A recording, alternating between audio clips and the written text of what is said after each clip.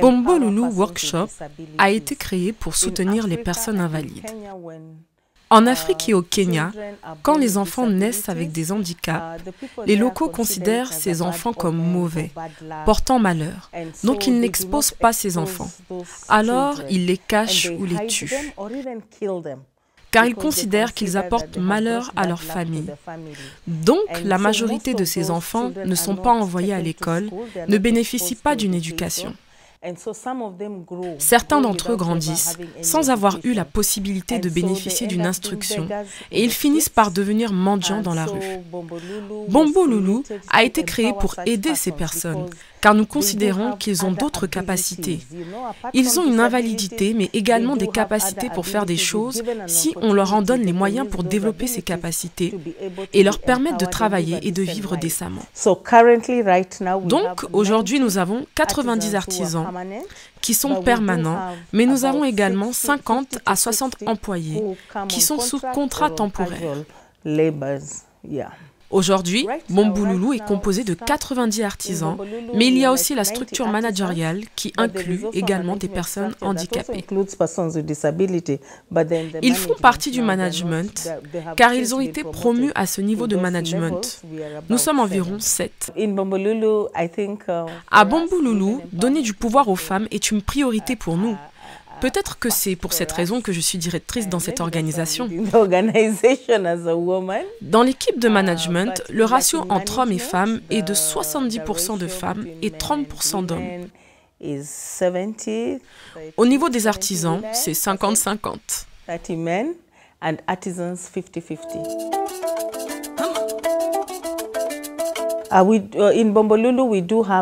Bombolulu est constitué d'un conseil qui est l'autorité générale qui décide de notre politique relative au fonctionnement de l'organisation et qui encadre les actions de la direction. Ensuite, nous avons des responsables d'équipe comme moi qui managent le programme. Nous avons également des superviseurs qui sont là pour la majorité, également des artisans, et sont donc en situation de handicap. Et en dessous, nous avons donc les artisans. Ils sont également impliqués dans les prises de décision car la majorité de ce que nous devons faire est complètement lié au travail qu'ils fournissent et donc lié à leur vie. Donc, nous leur permettons de participer aux réunions de management pour qu'ils puissent s'exprimer et donner leur consentement ou qu'ils nous disent ce qu'ils souhaitent pour l'avenir.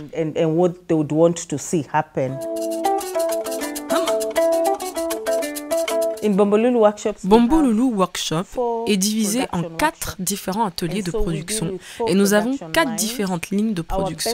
Notre best-seller est l'atelier de confection de bijoux qui est le plus important et qui se développe, vu que c'est notre best-seller. Nous produisons différents accessoires comme des boucles d'oreilles, des colliers, des bracelets, des bagues. Ensuite, nous avons un atelier textile où nous fabriquons des vêtements et de la décoration. Nous avons également un atelier cuir et toile où nous fabriquons des sacs.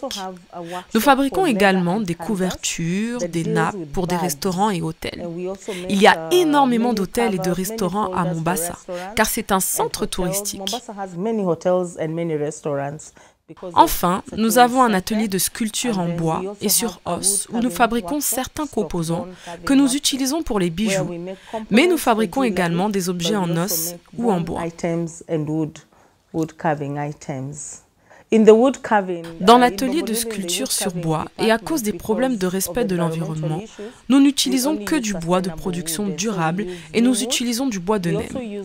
Nous utilisons aussi des os comme matière recyclée.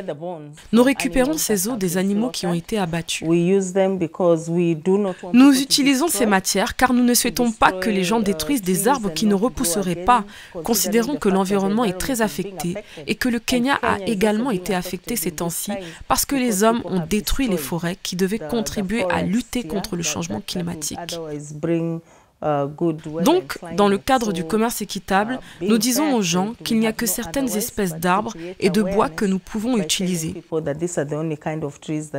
Concernant les autres matières premières, nous utilisons des matières recyclées et nous utilisons tout cela comme un outil pour que les gens comprennent les problématiques environnementales.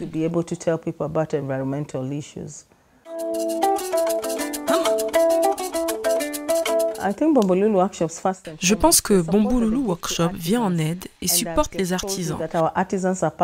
Et comme je vous indiquais, nos artisans sont des personnes handicapées qui, dans leur communauté, ont l'impression de ne plus avoir de dignité ou de respect. Je crois que c'est la première chose que Bombolulu leur offre, la possibilité d'être formés et d'être employés et d'avoir un salaire minimum pour pouvoir vivre comme n'importe qui d'autre. Cela leur montre le sens du respect, leur rend leur dignité.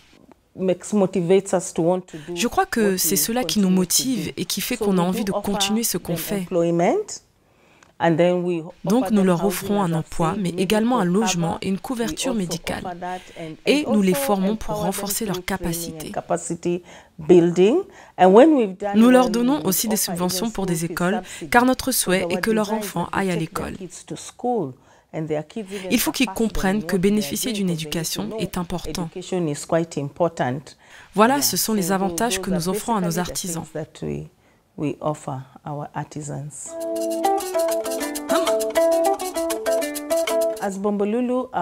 Il y a 3 ans, le marché de Bombolulu était de 50% en local et de 50% à l'export. Concernant l'export, je veux dire de l'exportation via nos partenaires. Hélas, à cause de ce qui se passe dans notre pays, des problèmes d'insécurité, notre marché local s'est effondré.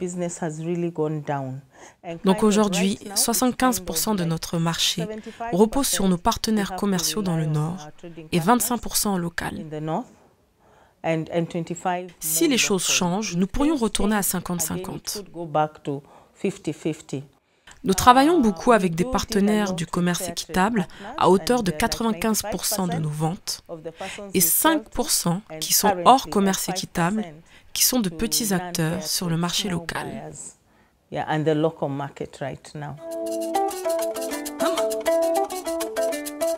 Bombolulu Workshop est l'un des seuls programmes ou projets au Kenya.